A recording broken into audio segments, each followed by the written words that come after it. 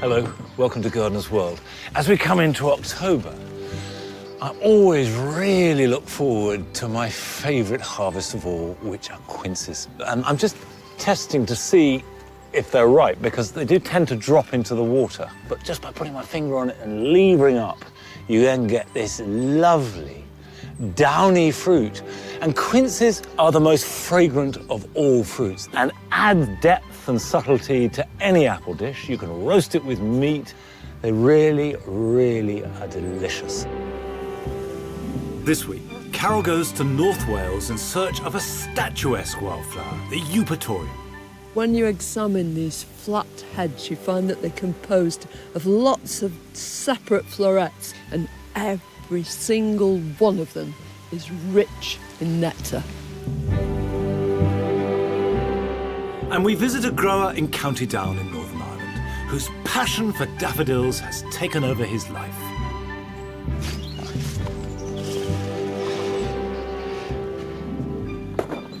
Now, as well as celebrating and harvesting quinces, October certainly is time to get daffodils into the ground, and as quickly as possible. And I shall be planting some lovely white ones into my writing garden. I'm also thinking, quite early on, I admit, about Christmas. I shall be planting up some bulbs that will flower at home at Christmas, and also some that I intend to give as Christmas presents. Come on, Nige. Come on.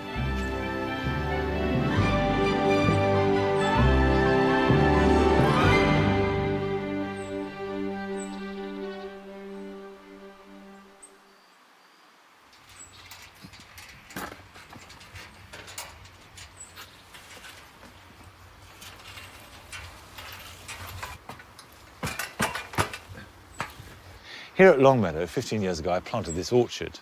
And the trees were tiny, but they were on very vigorous rootstocks because I wanted them to grow into what's called standards. That's trees with a bare trunk. It does mean, though, that collecting the fruit is quite a caper. I can't just reach out and pluck it. Sometimes I have to climb up a long way.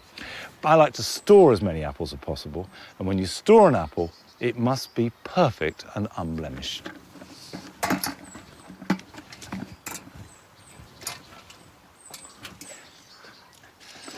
This apple harvest isn't an event, it's a process. Because when you've got a big tree like this, they ripen over a period of about a month. The ones that get the most sun come first, and then the last ones will follow 4 or 5 weeks later. So I'll pick half a dozen times. And then different trees ripen at different times because they're in different groups. So the very early ones will start ripening in early September, and the last in this orchard is November. So it's quite a long, slow harvest. Right. The next part of the process, having picked them, is to go and store them so they'll last well.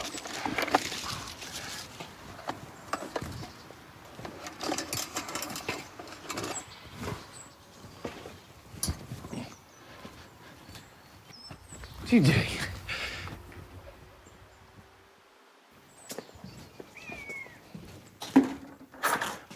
Having gone to a lot of trouble to pick them carefully, now you must think how to store them.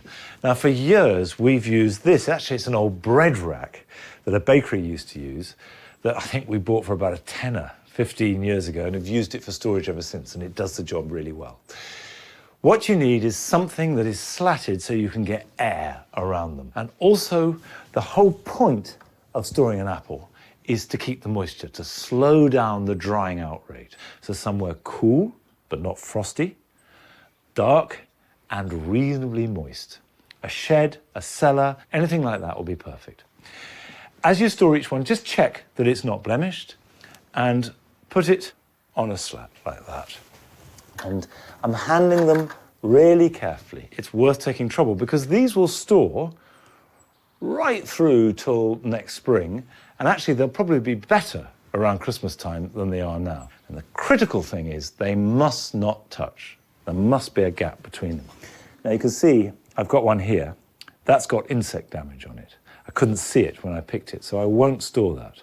But I'm going to put that on the ground, and that will go in and get eaten straight away.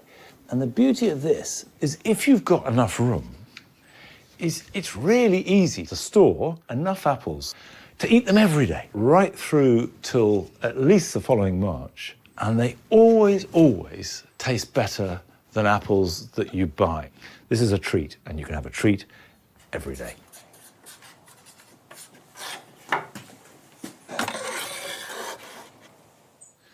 Now, it's not only the season of apples, it's certainly time to be planting daffodils. But it can be difficult to know which ones to choose because there are an awful lot of different types and varieties. And we went to Northern Ireland to meet a man who grows a huge range and is passionate about every one of them.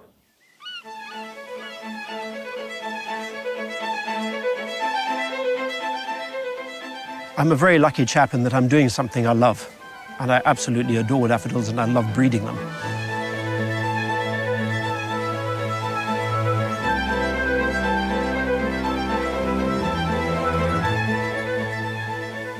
I became involved with daffodils after sitting beside a chap called Frank Harrison at dinner. He said that he bred daffodils. I said I love daffodils, but I was particularly keen on narcissus, and he looked at me and said they're both the same thing. Anyway, after that he said, come and have a look at my daffodils, which I did, and I was hooked. I was amazed by the variety, the amount of colour, the different forms and everything, and from then I never looked back. We've been breeding for, I think, 16 years now. Frank Harrison always said that I should never lose track of the fact that a daffodil is a garden plant. It's not something that has been nurtured in a hothouse softy. It has to be a tough flower. He would pick a flower and then he'd just wave it like this. And as the head came off, he said that was absolutely no use as a garden plant because it's got to be able to stand up in the wind and rain. And this is a nice one known as Connolly, one of his breeding, so I'm very glad the head stayed on.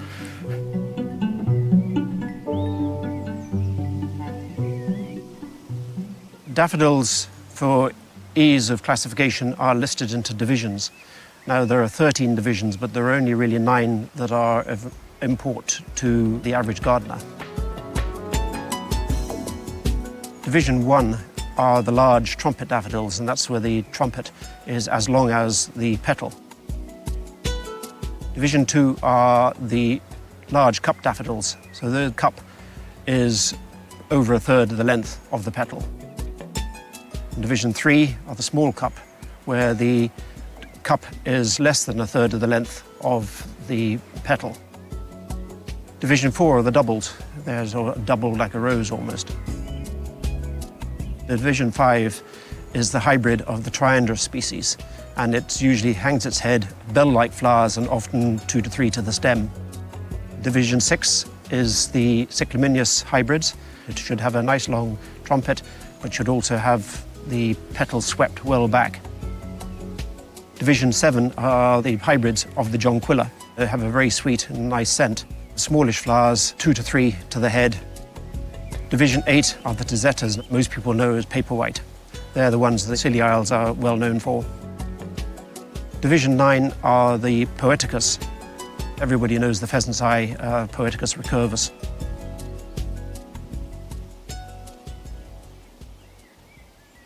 People have preconceived ideas about daffodils. They all think of Wordsworth and waves of yellow daffodils.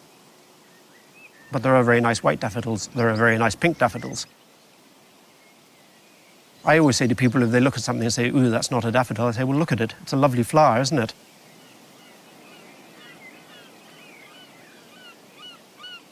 This particular flower is a seedling. It hasn't got a name and is yellow and pink. This one in particular, although it's small, for the last few years has been winning at the RHS shows. It's very flat, smooth, the petals don't tear, and if you look at almost every one, is the same. They're virtually perfect.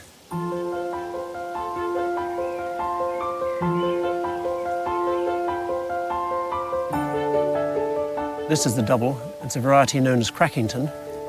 The interesting thing about this, and it's a challenge to the breeders, doubles have the problem in that they're like a sponge and they soak up the water. So if you haven't got a strong stem, they just collapse. This particular variety doesn't. This actually stands up to it.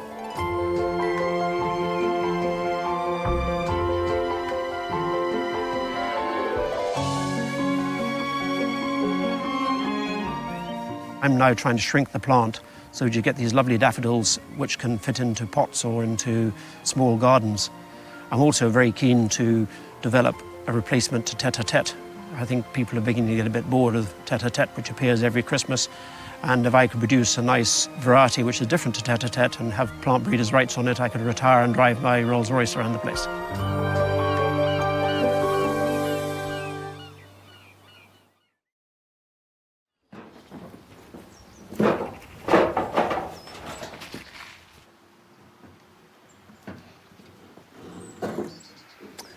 Do you know, even if Neil made a vast fortune from his new type of daffodil, my guess is he wouldn't stop work, because he clearly loves them. And what's surprising about that? We all love daffodils. And there is bound to be one out of that huge variety that works almost in every situation and every kind of garden.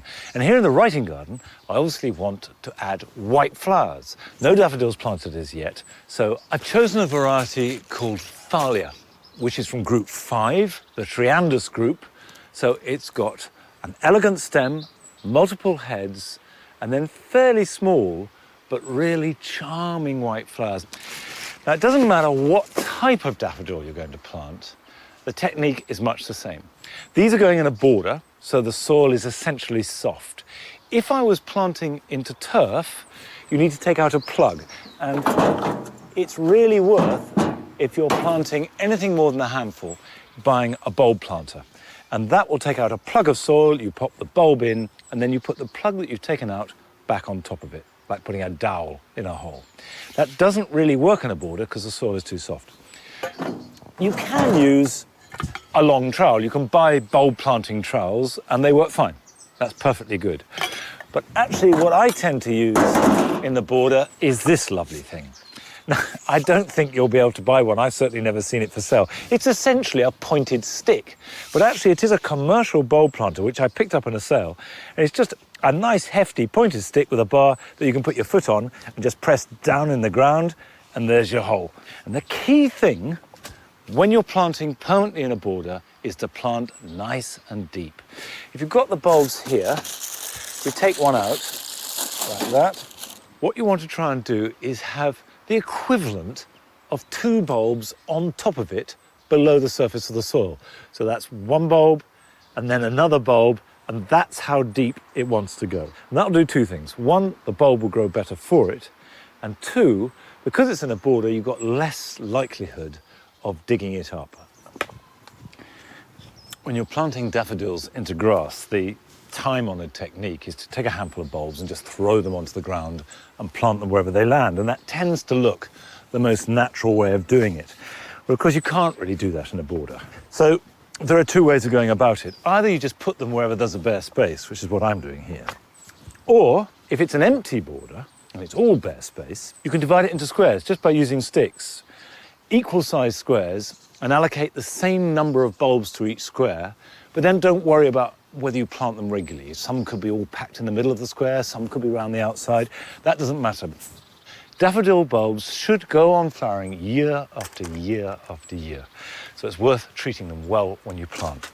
And just a handful of grit in the bottom of each hole, so the bulb is sitting on grit, and that means that it will never be sitting in a puddle of water.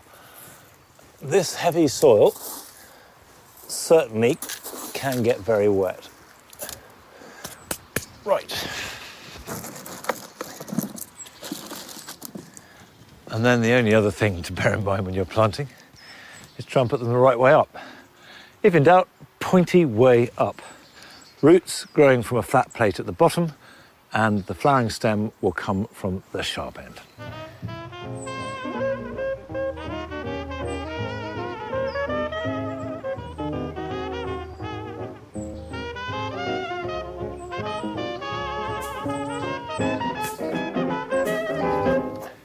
Now, it's very straightforward. All I've got to do is finish planting the whole border. And obviously, planting daffodils is something to be getting on with this weekend, if possible. But if you're not planting daffodils, here are some other things you can be doing. If you have a citrus plant covered by a horrible black mould, there's a good chance it has become infested with scale insect. Look for brown, limpet-like creatures and remove them with the back of your thumbnail. Mould grows on the sugary honeydew excreted by the insects.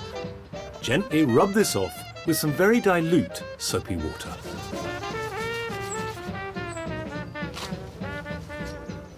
October is a good time to be moving herbaceous perennials.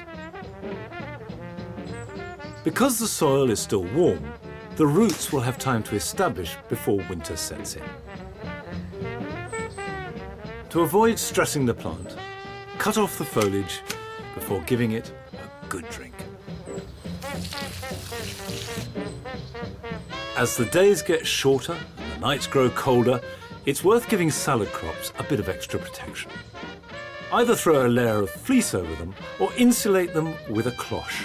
Not only will this help protect them from frost, it'll keep them growing for a bit longer too.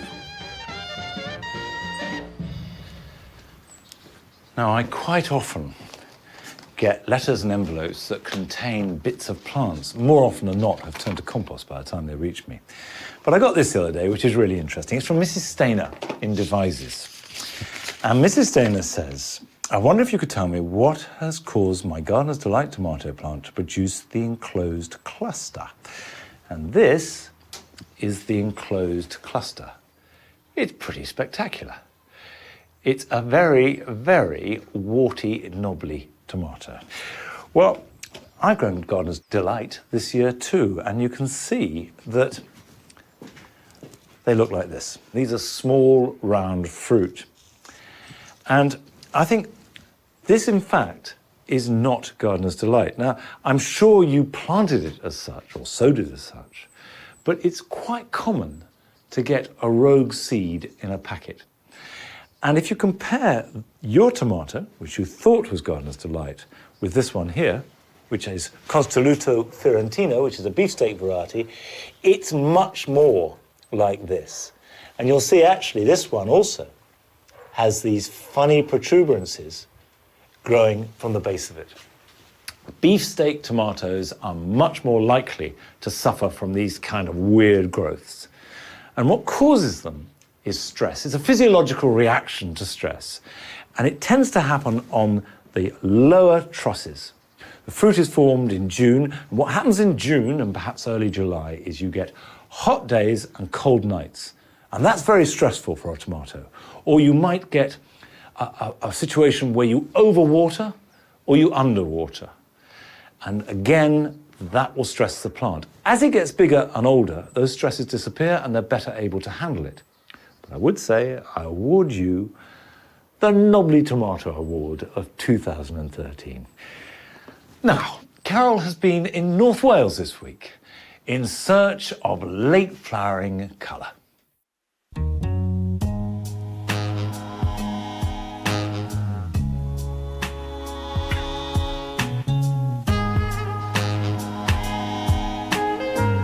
Wildflowers are tough. All they need to thrive and flourish are the right conditions. They don't necessarily need enchanted woodland or mystical meadows.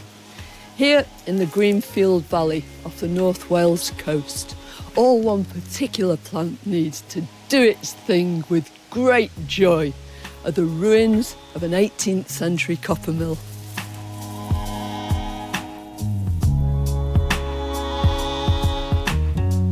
This is Eupatorium cannabinum, hemp agrimony. It gets its Latin name from the fact that its leaves bear a striking resemblance to hemp, from which cannabis is made. It belongs to Asteraceae, the daisy family. Not obvious at first, but when you examine these flat heads, you find that they're composed of lots of separate florets, and each one of those has several flowers within it. And every single one of them is rich in nectar. This is a plant adored by butterflies, and that's what brought it to the attention of wildlife expert Jan Miller. She holds a national collection of Eupatoriums in her garden near Holywell. So were you interested in all flowers, first of all? Well, I was interested in wildflowers, many years back. And when we first got the chance to move here in the early 80s, they were talking about all the wildflower meadows dying out. And I principally wanted some land to have a wildflower meadow on. But then I started noticing all the insects that were coming to the wildflowers and the wild grasses, so I got interested in those after that.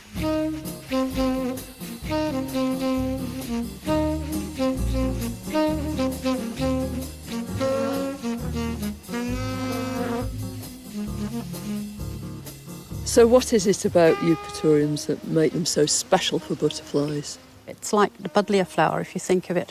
There's lots of little tiny flower heads very close together, so they don't expend a lot of energy going from one plant to another. They can just perch on the plant and dip in lots of little drinks of nectar in the same place. They can fill up at one bar. That's right. Yeah. Different butterflies fly at different times of year.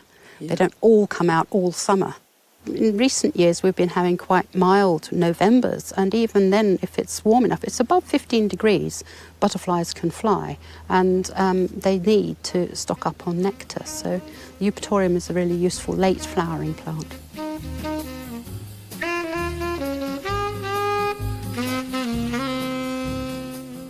This is such a handsome specimen. What's this? Yeah, well, it's a form of the American Joe Pye weed, which was named after an Algonquin Indian, apparently, who used it to cure an outbreak of typhus with the pioneers. And that's how it got its funny name. But it's really a native in America, like ours is here, but this one goes on flowering much longer. In a number of states, it's considered a pernicious weed. And, Pernicious? Well, yeah. And especially in sort of damp areas. So it does spread by putting out runners underground and then coming up all over the place and making big clumps. But you can contain it by chopping bits off round the edge. But you can propagate them, presumably, from these It's very suckers easy that come to out. propagate from a clump off the root, but they're devil of a job to actually get through. I have to use a saw. Yeah. And sometimes I have to get my husband with a mattock to get A mattock or an axe, to I should get them think. out, Yeah. yeah. So they're not for the faint-hearted, really. But with these Eupatoriums, I mean, some of them are given names that suggest that they're quite small and restrained and better for smaller gardens. Yes, I think the trouble is that when you grow them from seed or even from division, the first 2 or 3 years they only grow about 2 or 3 feet high. So people think they're dwarfs, and they're sometimes sold as a dwarf variety. So, yes, you're lulled into a false sense of security and then up they come. If you want something new and different for your autumnal borders, why not give Eupatoriums a try? Not only will they introduce fresh colour, give you structure and form, and fill big spaces, but they'll also help you hang out the welcome sign for all those butterflies you'd love to see in your garden.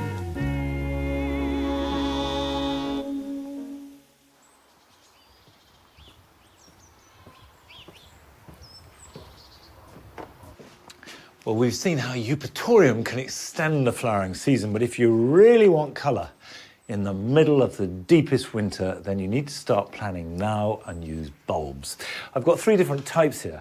I'm clutching these enormous hippeastrum bulbs, more often called and known to most of us as amaryllis. And these, of course, have great tall stems and a vast trumpet of flower. This is royal velvet, which has got really good rich red colour. I love them. Now, I've got a number of pots here on the table, and they're deliberately chosen to be decorative, because it seems to me that a really nice Christmas present is to give someone a flowering bulb in a handsome pot. It doesn't have to have drainage holes. You see, this one here is solid, or you can have one with holes. So I've got special bulb compost here. It's a peat-free bulb compost with added charcoal, which keeps it sweet. And that's particularly relevant if you are planting without drainage holes, because otherwise you get an anaerobic reaction and the organic matter in the compost can start to smell a bit, but this is perfect. They don't need to be buried. As long as the roots are underground, that's really all you need. And I can set that in like that and then pack more of the compost around, leaving at least half the bulb sticking up out of the soil. And that is all you need to do as far as planting. Now give that some water, and the key to provoke that into flower is give it heat. So initially, put it somewhere as warm as possible, and an airing cupboard will do fine. And once you start to get an inch or two of decent growth, then it can have some light, but don't take away the heat. And the more heat you give it, the quicker it will flower. And it will flower for about a month. Okay, now, this is a hyacinth bulb. It's actually a lovely one called Delft Blue, and it's got that wonderful blue, the colour of Delft pottery. Now, where you have drainage holes, it's a good idea to put some crocks in, if nothing else, to stop the compost falling through. But you don't need to do too many. Just a few in the bottom like that. Compost in on top of them. Now, these hyacinths, I want to leave at least half above the surface of the soil. Now, I'm just going to push that in for the moment. And what we'll do, I can get quite a few. I want a really good show.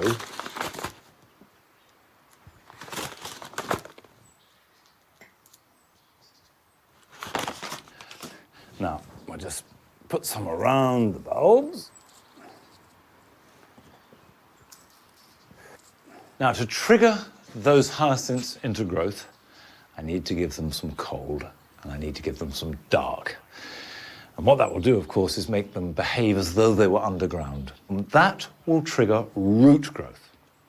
And then when it's got some established roots, then you'll start to see some shoots appear. And that could take anything between 4 and 10 weeks, according to the type of hyacinth. And it's worth pointing out now that it will only happen if these hyacinths have been prepared. So if you want to grow them like this, as opposed to in the garden, then make sure you buy prepared hyacinth bulbs. Check them once a week. Then when you see nice strong shoots growing, they can come out of the dark into the light. Unheated greenhouse is fine, or a cool windowsill. And when they're flowering, if you put them into a really hot, steamy living room over Christmas, those flowers will go over very quickly.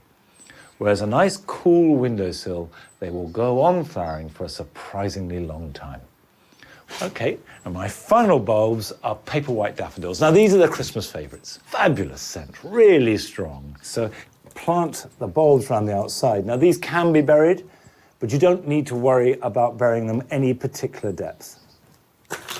And one in the middle. I put these into the greenhouse where they're frost-free, but no special treatment. They can go on a windowsill, and they are entirely primed to flower after 6 weeks in winter. And if you want to give somebody some that will flower just after Christmas, I would plant your paper white daffodils at the very beginning of November. That's it. Easy peasy. Now these can stay in this greenhouse, actually. It'll be perfect for them to bring them on. The amaryllis I'm going to go and put in an airing cupboard. And these will go in a nice, cool, dark shed. Well, that's it for this week. I'll be back before Christmas. In fact, I'll be back next week. See you then. Bye-bye.